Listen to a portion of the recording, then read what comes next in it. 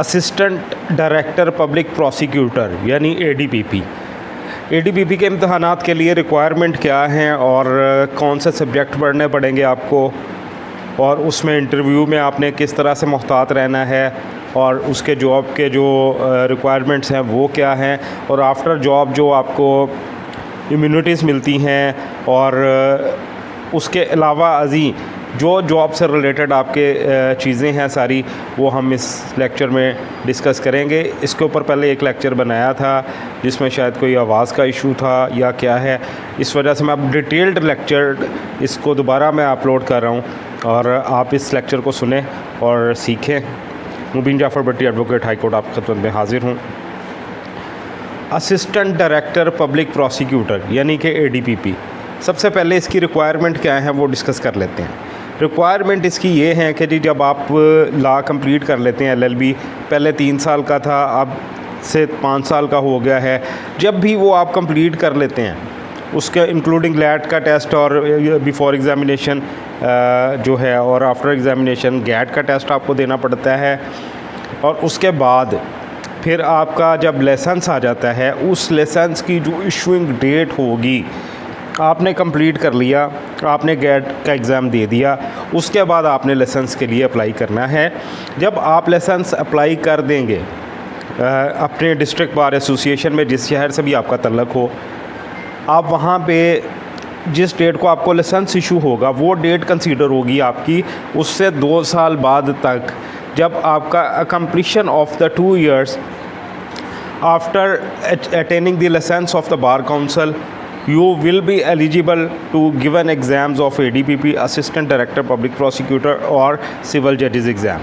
लेकिन यहाँ पे हम बात करेंगे ADPP के एग्ज़ामिनात के हवाले से, जो उसके इम्तहानात हैं, एग्ज़ामिनेशन है, उसके हवाले से 2 साल का पीरियड आपको रिक्वायर्ड है एलएलबी कंप्लीट होने के बाद, लाइसेंस आ जाने के बाद। क्योंकि कुछ लोग ये कन्फ्यूजन में रहते हैं कि जी 2 साल एलएलबी कंप्लीट किए हो गए हैं और वो दाखिला जो उनका है वो रिजेक्ट हो जाता है, फिर फ़ोन करते हैं। लेकिन असल बात ये आपको जो मैं बताने जा रहा हूँ वो ये है कि जब आपको लाइसेंस इशू होगा उस डेट से आपका 2 साल का पीरियड कंसीडर किया जाएगा। आप एलएलबी करके बैठ जाएँ, 3 साल बैठ जाएँ, जब आप लाइसेंस अप्लाई करेंगे उसके बाद अब आ जाती है एज रिक्वायरमेंट। एज रिक्वायरमेंट जो है जी वो आपकी 25 साल से कम ना हो उम्र, और 35 साल से ज़्यादा ना हो। In some particular cases as relaxation इसमें आपको दी जाती है मेल्स को 5 साल के लिए। इसी तरह 25 साल से कम उम्र ना हो औरत की, और 35 साल से ज़्यादा ना हो, वो एडीपीपी के इम्तहानात के लिए जो है वो एलिजिबल है। लेकिन उसको भी एज रिलैक्सेशन जो है लेडी को, फ़ीमेल को, वो 8 साल की है। नंबर 1 एक चीज़ आपको क्लियर हो गई। अब उसके बाद होता क्या है, जब आप एडीपीपी का एग्ज़ाम पास कर लेंगे, आपको पास करने, अच्छा इसमें पहले बात ये कर लेते हैं कि जो पेपर आपका है पासिंग मार्क्स, इसमें आपको 40% लेने पड़ेंगे, 40% नंबर हैं, लेकिन एग्रीगेट 50 पर बनेगा। एग्रीगेट आपको पता है कि क्या होता है, यानी मैं आपको थोड़ा सा इसको बता दूं।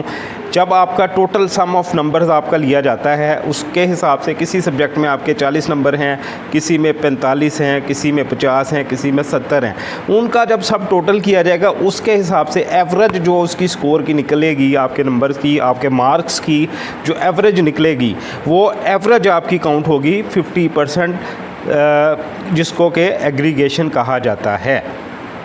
वो 50 होनी चाहिए, चाहे किसी सब्जेक्ट में आपके 40 नंबर भी हैं, कोई मसला नहीं, आप पास कंसीडर होंगे। अब इसके बाद अगला मरहला आ जाता है एग्ज़ामिनेशन का।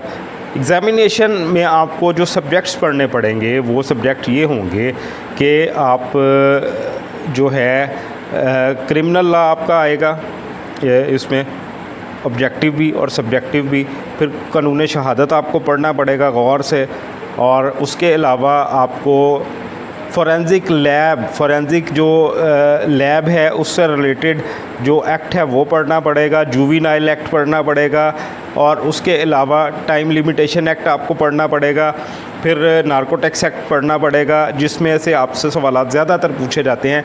क्योंकि जो एक एडीपीपी होता है, एक सरकारी वकील जिसको कहते हैं, वो उसका जो फंक्शन होता है वो ये होता है कि किसी भी क्रिमिनल केस में वो प्रोसिक्यूशन की तरफ से खड़ा होता है और बाकायदा पूरा ट्रायल वो अटेंड करता है। उसकी ज़िम्मेदारी होती है कि उसकी ज़िम्मेदारी होती है कि वो बाकायदा उस मुल्ज़म को, जो स्टेट का मुल्ज़म है, जो कोई ऑफेंस करता है, उसको सज़ा दिलवाए, और वो उसकी मुखालफत करता है। यही असिस्टेंट डायरेक्टर पब्लिक प्रोसिक्यूटर यानी सरकारी वकील का काम होता है।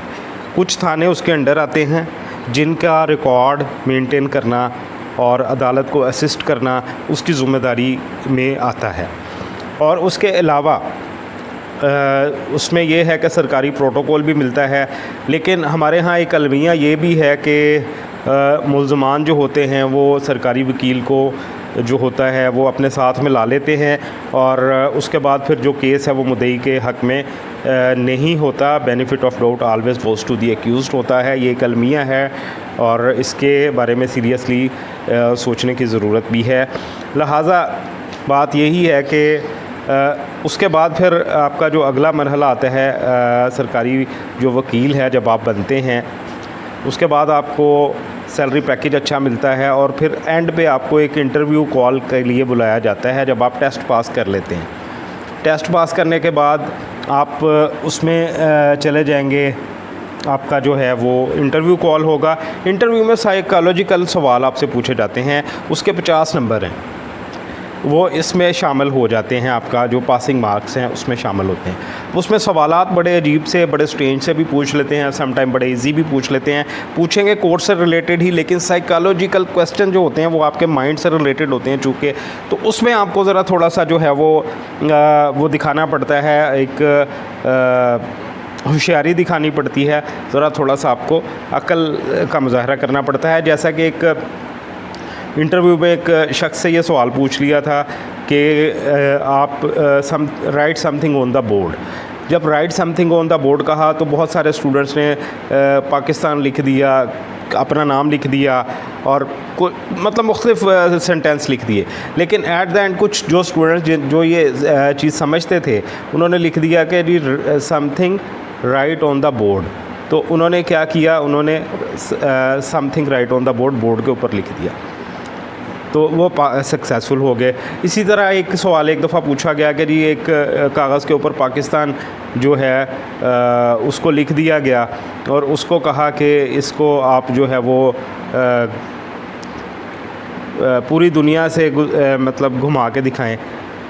तो वो इस तरह के सवाल ये पूछे जाते हैं इंटरव्यू से रिलेटेड। लेकिन इंटरव्यू जब आप देने जाते हैं उसमें कुछ ख़ास वजूहात, कुछ ख़ास चीज़ों का आपका अपीयरेंस जो होता है उसको बड़ा गौर से देखा जाता है, उसका ख्याल ज़रूर रखा करें। इसके लिए भी मैं एक अलग वीडियो बनाऊँगा, और सिलेबस जो आपका ADPP का है उस पर मेरी एक वीडियो मौजूद है, उसका लिंक डिस्क्रिप्शन में दे दूँगा, वो लिंक आप ज़रूर देख लीजिएगा, आपको सिलेबस का भी पता चल जाएगा। अब इसकी जो कॉल आती है, जब सीट्स निकलती हैं तो ऑफिशियल गज़ट यानी कौमी अखबारात में गवर्नमेंट जो है ये इश्तहार दे देती है, और उसमें जो 17 स्केल आपको मिलता है सरकारी वकील बनने के बाद, और उसमें फिर जब आप देखते हैं उसके बाद आपने ऑनलाइन अप्लाई करना होता है।